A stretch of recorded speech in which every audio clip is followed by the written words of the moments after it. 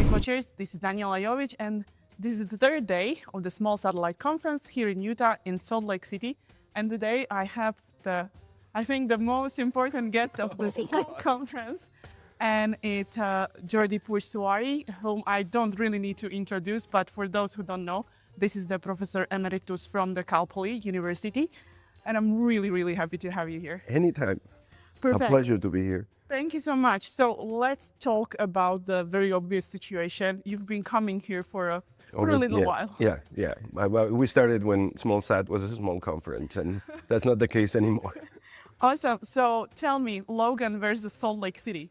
It's interesting. I mean, for those who, you go to the same place for 25 years, and it kind of becomes a little bit of nostalgic when you have to leave. The one thing that's interesting is at the beginning, Logan was great because it was a small conference. It gave us a very intimate location.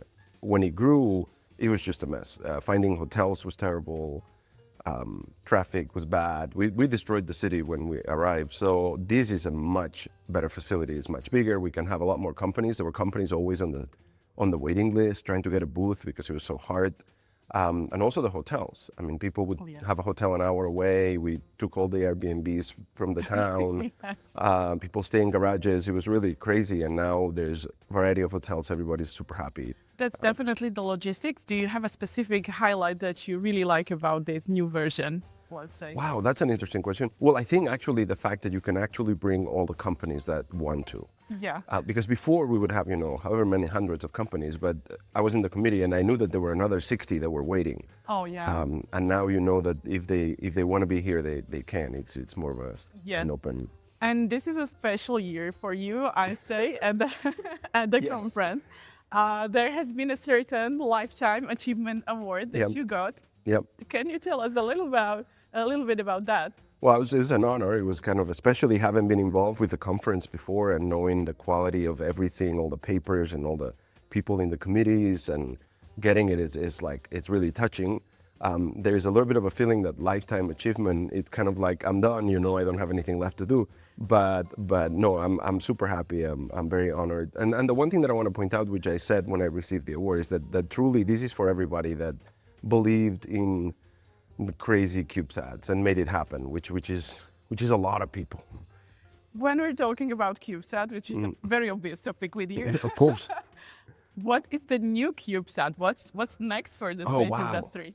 It's actually, there's two things. One is like the old CubeSat is still irrelevant, and a lot of people, I always get the question that, CubeSats, we did it, it was good. It's like, I think students are still going to be using CubeSats, which is what it was designed for. People forget that, when you say Planet, build a company with CubeSats. Yeah, because it's the standard, it was easier to launch, there were a lot of benefits, now they can do it with bigger satellites. Awesome. I don't know what the next crazy idea that will become this brilliant thing that we're all waiting for. I don't see it, and actually at the award, I gave a challenge to everybody. I said, don't just stagnate and think that we know how we're doing it, It's just like, we'll become new traditional space, doing things the same way all the time. We need to go looking for the crazy ideas. There's some kid somewhere that has a crazy idea that is like, oh, wow, that's interesting. And we need to give him a chance. That's the other problem. That the big problem we had with CubeSat at the beginning is that this is crazy, it's not going to do anything. So we're not interested. We won't even try.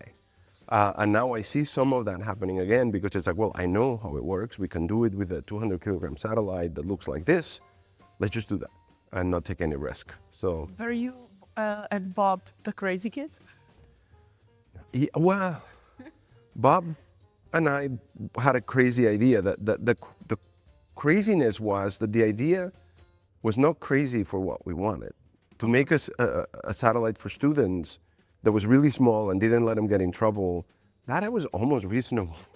But the fact that then they said, oh, there is all these microprocessors from cell phones and cameras and all those things, and we can do science on a 1U CubeSat, that was crazy. Everybody said you cannot do anything useful, and that really was brilliant because it. Well, we are very thankful for the journey that you did with Bob, and I have this very specific angle on these talks, and that's looking behind the buzzwords, because space industry is a very sexy industry, and there's a lot of big claims, big buzzwords.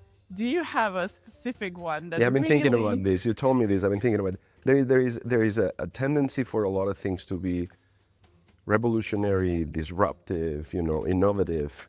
And the reality is that a lot of the things we do are the same things we've done for many years. It's the same subsystem, it's the same power system, it's the same attitude control, it's just smaller.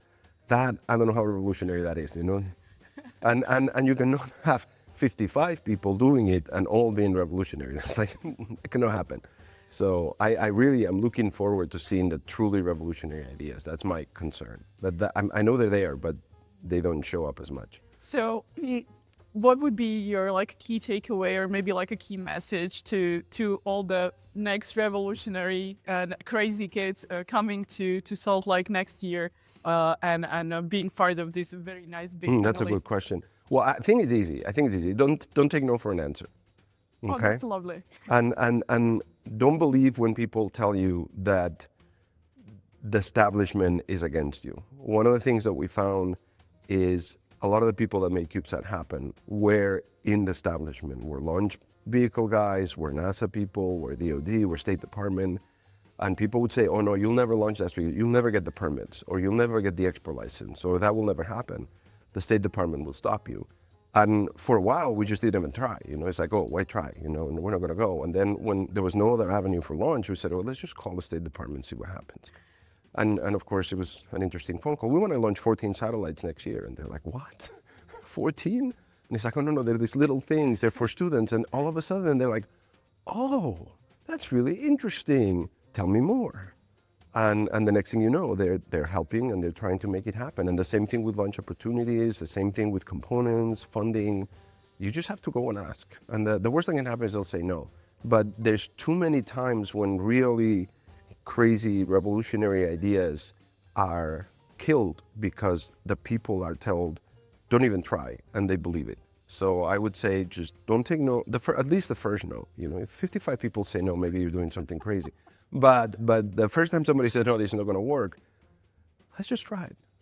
Absolutely. I love this perseverance idea. And I'm really thankful for having you here today. Absolutely. And please, you need to don't let this lifetime award get into your head. I cannot die just yet. Please don't.